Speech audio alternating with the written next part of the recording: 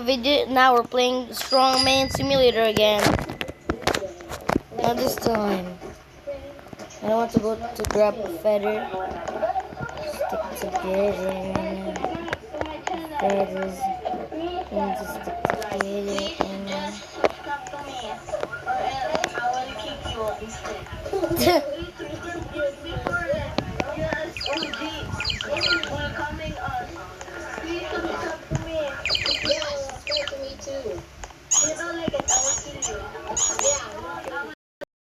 I can't believe this, guys. Look. And remember, guys, always remember to like and subscribe. Subscribe to me. No, me. What will happen to this?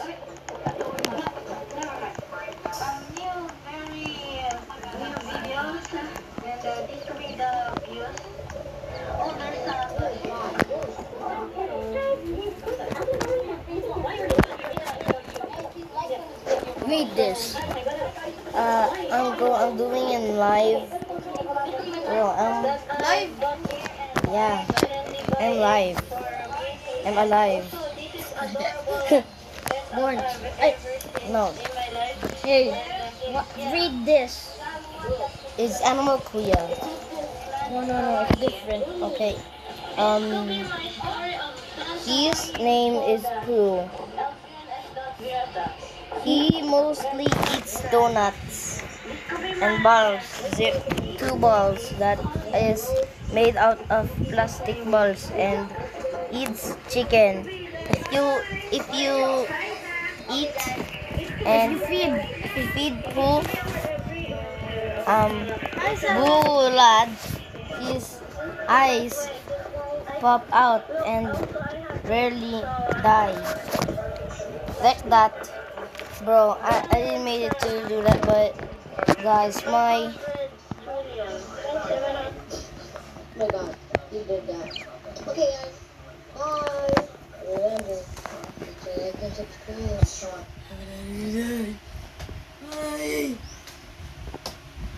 Ito si Pumbo.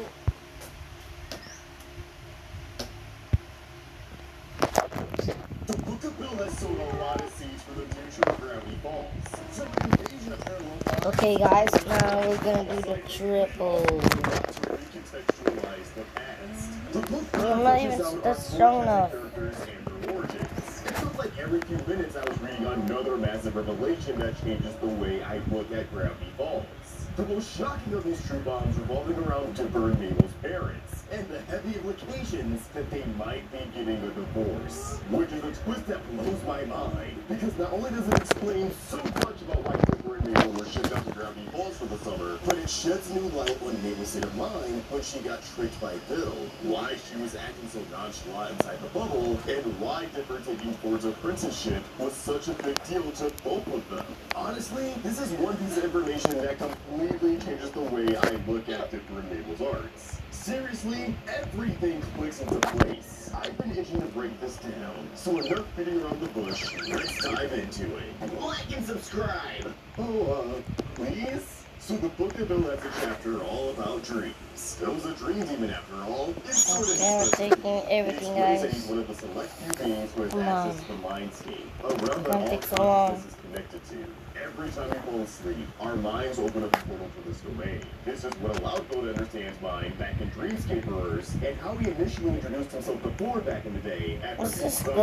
Although we know we can also I'm doing everything, guys. Into the dreams of our main squad, the characters represented in the Zodiac. Some of these dreams skew more to the comedic side of things, like how Seuss wants to change his last name to Pie. Okay, guys, we're just a massive noob. Or how Gideon I have. this sailor suit that they'll put him in during Armageddon.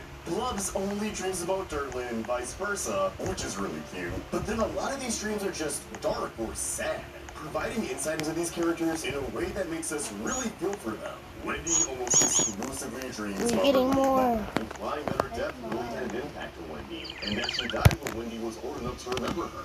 They were probably close, and Wendy just bottles up. Oh my god, she has the potential to be one of the most interesting characters in the franchise. Nobody did that is a great need more Gravity Falls, if you ask me. Pacifica has nightmares while trying to wash blood off her hands, but it never comes out, and she accidentally crushes the town because she's 100 feet tall. Oh, I God. think about a reflection of the guilt she associates with being a Northwest, after realizing just how self-centered and cruel her family truly is. Her family legacy was built off screwing over the less fortunate. Generational sins that she I'm feels gonna like she finish can't this atone now. for. It's the blood that can't be washed off. Wanting to be better than her parents, she's becoming conscious of the fact that her name has power and influence. And she wants to use it for the bigger good, that power being why she's 100 feet tall. But she's afraid of coming out like any other Northwest, leaving other people to suffer for their Poor girl has a lot on her mind. And apparently in her dreams, Archibald Corduroy, the lumberjack ghost, still communicates with her. He seemed to gain respect for Pacifica, but maybe he still shows up as a way to hold her accountable, applying pressure for her to do better. Or maybe he's just venting about hell. Stan has nightmares about being in high school and his brother being trapped in a science fair experiment. A Louis the Fourth science fair project that would have been revolutionary, but Stanley, being reckless and angry, destroyed the experiment by mistake. It makes perfect sense that he's still dreaming about this after like 40 or 50 years, because destroying Ford's experiment was the catalyst to everything changing. The two bros falling out for years, Stan getting kicked out the house, Ford going to backup s'more meeting Pilfer. That science fair project is responsible for this entire series happening. And Stan still regrets messing it up all these years later.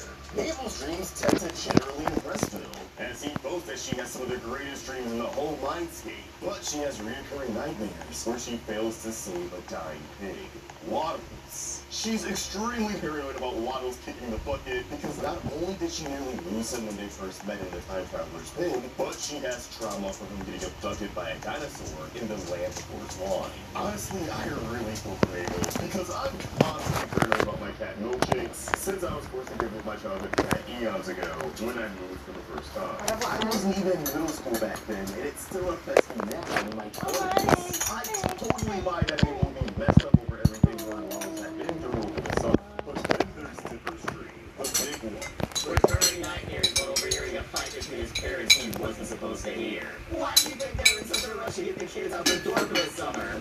God damn. Dipper said while narrating in the first episode that his parents had given Mabel out to Gravity Falls for the summer so that they wouldn't be inside brain rotting all day, and instead get some fresh air, make some new friends. But in actuality, it sounds like their parents set them off for 3 months because they were in the process of separating. They were getting a divorce and needed some time to figure out their arrangements. Who keeps the house? Who has custody of the kids? What are weekends gonna look like? Etc.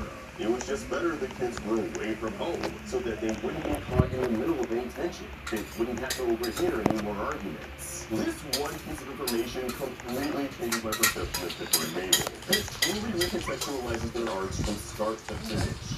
Why did Dipper become so obsessed with the mysteries of the past? Why did Mabel become so laser focused on getting a boyfriend? It's not just because they're kids, it's because they're desperately trying to distract themselves from the anxiety of their parents splitting up.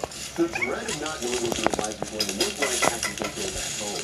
Knowing that holidays like Thanksgiving or Christmas won't ever be the same. But not knowing how it will be different. Are they going to have to move to a new house? If so, are they going to have to go to a new school district? And basically, Guys, we're just gonna go here. this is a lot for Aiden to have to think about. And as a child of divorce, it really ain't easy. So it makes sense that they would both resort to escapism. Dipper Let's just get around. mystery. And Mabel settling for trivial relationships that feel like a big deal when you're young, but don't really matter in the long run. Mabel's tripping I can only do a one time. In the real world. This is how I was making cartoons today. Not only does this rationalize a lot of their behaviors in the episodes of the series, but it really gives us a whole new perspective on where their heads were at during the end of the series. Dipper was so enticed by Ford's offer to stay in Gravity Falls as his apprentice because that meant he wouldn't have to go back home to a broken family. Not that the Sand Bros were any better at that point, but at least there were cool monsters to fight. Mabel was crushed by the mere idea of Dipper staying behind in Gravity Falls because that would have meant that she had to face the new status quo at home alone. Which, yeah, your twin, your absolute best friend abandoning you during a significant time in both your lives isn't gonna feel great no matter how you spin it. Mabel was always going to get the short end of the stick in that deal. Speaking of heels, yes, Dipper enables parents getting a divorce to explain why Mabel was emotionally vulnerable enough to take quick myself. Taking over the risk of what she thought was winning landing. The book of Bill Agnew moves into this as we learn that Franklin strengthened to deal with Mabel before River Getting. He loved Mabel's style and found her to be a perfect bond. So what went wrong for him? Well, Lorelai has life potions of Bill everywhere, and her hall of secret fantasies is protected by silent threats. Bill infiltrates the facility under the guise of Chill Cipher, but ultimately, Mabel's big secret fantasy was just a CD of fantasy by Mariah Carey. So Bill demands to learn what makes Mabel sad. A weakness that he can exploit. So silent threats, see? Summer's ending, my guy. Ending to death, bro. She'd do anything to make it last just a day longer. Probably something rash and out of character, even. You gotta love her taking the piss out of any Mabel haters out there. Don't tip the messenger, but yes, Mabel was desperate enough to find any way to make her last for as long as possible. Because she didn't want to face a world where her parents were divorced. Yeah. Maulog yan, kuya. Capitalized on Maulog yan, oh. that planet landed. The one person who could offer her more time. And we all know how that turned out. This also explains why Mabel had an odd ignorance is bliss vibe in Mabel. Although I think Bill was influencing her with his dark magic, this was all the escapism she could ever hope for. She was in a world where her parents never get divorced, and she didn't want to give it up. She didn't want to see it for what it really was. That's really appreciating actress Whitney getting to escape from Mabel's ending in particular, as the two vow to stick together and face the future no matter what happens. Knowing that they're not just talking about Bill or turning 13, but dealing with some really hard changes in their immediate family. Again, it changes their whole art. I could go on about it all day, but I think I'll pipe down and save for character videos I may do in the future, like the Steven Universe one I started making, which you should check out at the end. I think this also explains why Stan was so adamant about watching the They're already going through a lot. They don't need another thing to be upset about. And if you're already going through some drastic changes, what does throwing a pig into the mix really do beyond some much needed emotional support? So there you have it. The twist that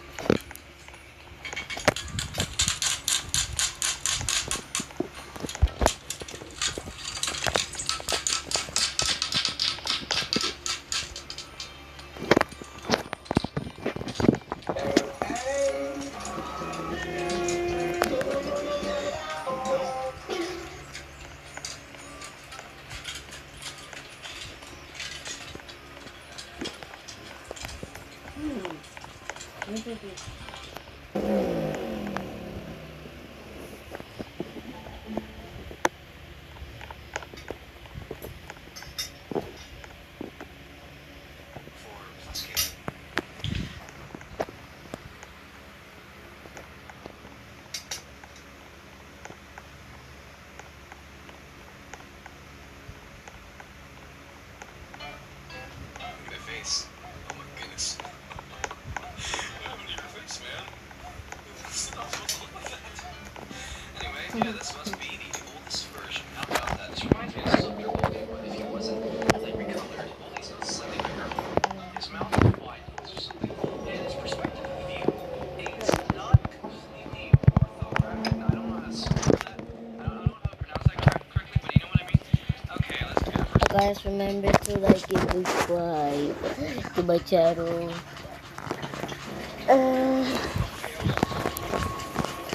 Spicy noodle. I love the spicy noodle, guys. Yes.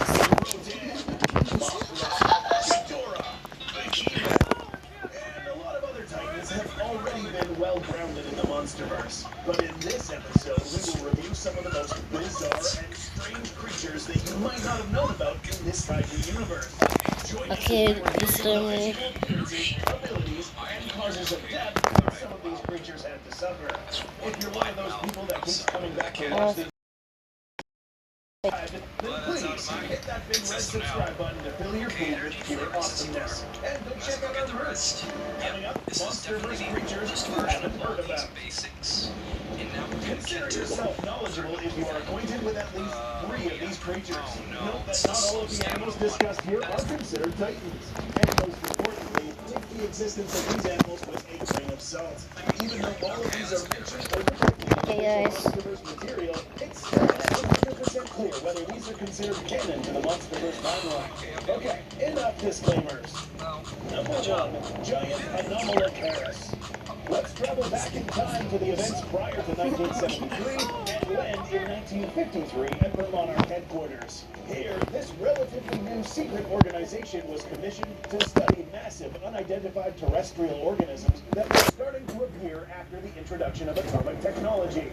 In the graphic novel Godzilla Awakening, we follow Eiji Serizawa, Ishiro Serizawa's father, inside a facility where they were holding a sample of the Titan now known as Shinomura. But this isn't the only one we're going to focus on. We're going to focus on this interesting creature right here. There is no official name for this animal, but it was referred to as some sort of giant shrimp. By looking at some of its physical properties, we can tell that this animal features characteristics found in marine organisms, almost like a mix of trilobites and this fellow, the Anomalocaris, an ancient crustacean with a distinctive pair of curled appendages that it used to capture prey. Now, what is the purpose of having such a creature in this story? Later on, we see an image of Shinomura on top of a creature of the same species. It was mentioned in the book that Shinomura was a kaiju that heavily depended on high levels of radiation for survival, meaning that this creature must have also been highly radioactive. This is the first and only time we see this creature in an official MonsterVerse installment. The next creature on this list, however, just might appear in live action. New Neutrogena for full repair. Repairs wrinkles in 7 days and protects quality. Neutrogena. Let's go, guys. During the events of Godzilla King of the Monsters, Monarch has moved its headquarters to Castle Bravo, an extra-large concealed base located somewhere near Bermuda. Here, according to the official novelization of this film, Monarch scientists were studying a corpse belonging to a strange group of kaiju called Marjigra. This word originates from Norse mythology, meaning mermaid, or another loose translation, sea giantess, suggesting that this kaiju was a female. This mystical creature was also referred to as being malevolent and evil at times. Our MonsterVerse rendition of Marjigra is depicted as a bizarre-looking titan with a flat face and face and eyes similar to a human, with the back of its neck. Additionally, this titan is seen to have a skull with some of its armor and scales showing traces of burn marks. Additionally, we'll see that this creature wasn't necessarily of titan proportions, but rather the size of a large whale. This is all we know about Marjigra, but we want to know more. How did this thing die? To develop a feasible theory, we must take We're gonna into get account that strong, this guys. was a wild monster, and that its movements appears to have been caused by burn marks. This animal was also mentioned to be found somewhere in the Arctic Ocean. There is one monster in this kaiju universe that fits this description. Mega Roll. Godzilla can be both BBB claim. aquatic monster, shoot atomic rays underwater, and it's observed that during that time, Godzilla would sometimes patrol the Arctic waters. Remember that the myth referred to Marjigra as a malevolent creature, which is precisely the type of kaiju Godzilla would dispose of. Any creature of this size would prey on the larger creatures such as whales, and perhaps grow up to become a greater threat to the G-Man himself, which is why it was killed, if Godzilla in fact did kill this kaiju after all. The next creatures we're about to discuss probably suffered a more frightening fate. Enjoying this video? Please support the channel by checking out our official Goji Center emblem t-shirts on the link below. And a lot of other cool stuff as well. Okay, that's it. Number 3, giant ceratopsians. In the film Kong Skull Island, we were taken to a frightening boneyard setting where we witnessed all sorts of dead creatures, including 2 individuals, which just so happened to be Kong's parents. But there's another skeleton. This one. As you can see, this skeleton strongly resembles the well-known ceratopsian known as Triceratops, a 3-horned herbivore that measured around 30 feet in length in the real world. Now we have to take into account that this particular Triceratops skull was much larger, suggesting that at some point in time, larger Triceratops specimens used to roam this island. These specimens would have dwarfed the Triceratops animals that we know today. So, what happened to them? This is just a theory, but it is implied that everything laying in this boneyard was put to death by the swarm of skull crawlers that emerged from the depths. Anything that could be bitten into was taken apart by these predators until driven to extinction, which is what almost happened to the Kong species, except this fella. But given that Skull Island is in fact an extension of the biomes seen in the Hollow Earth, we could still see some of these lurking around in a future MonsterVerse film. Number 4, giant lemurs. Yes, apparently there are giant lemurs in this kaiju universe, and these are pretty big. In Godzilla Dominion, the G-Man is found reminiscing on what the Earth used to look like and what it looks like now. In this flashback, Godzilla sees two lemur-like creatures that tower over the surrounding trees, meaning that these things are pretty big. In addition to that, these things have a tail tipped with a pointy end, which indicates these could possibly be used as a weapon. Moving on to this creature's back, we see that this thing has some discrete dorsal formations along its spine, somewhat similar to what Behemoth has. Finally, we see this creature had some pretty strong limbs. Toned musculature is seen in the original picture, suggesting that apart from being nimble creatures, these things could have also been strong animals. These closely resemble the ring-tailed lemurs, which, believe it or not, also fall under the order of primates. If you didn't know, these harmless-looking creatures are actually pretty aggressive towards humans, unless you own one as a pet. The funny thing about this monster is that it was actually a byproduct of some miscommunication within the production team of this comic. In the author's notes, this mention of a giant lemur is actually referencing an extinct lemur known as the Archaeoindris. This mention then turned into the illustration of a giant lemur-like kaiju. But what happened to them?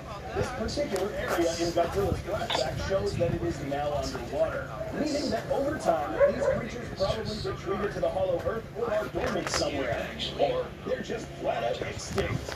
Do you think any of these creatures mentioned in this list are... Okay, guys. It's gonna take you so long. Oh, you're still there? You still want to answer questions with me? Yeah, what happened to Dr. Reflex? Did he turn insane? Oh man, I think so. What happened? Okay. We have to... Oh my goodness. Oh my goodness. That gave me the chills right down the spine. Yeah, I need to be very aware of that now. Alright, energy flavored 60 bar. Okay, why not? Let's go ahead and just go get Okay, but guys, we're gonna end this video today. Now we'll see you in the next video. Peace.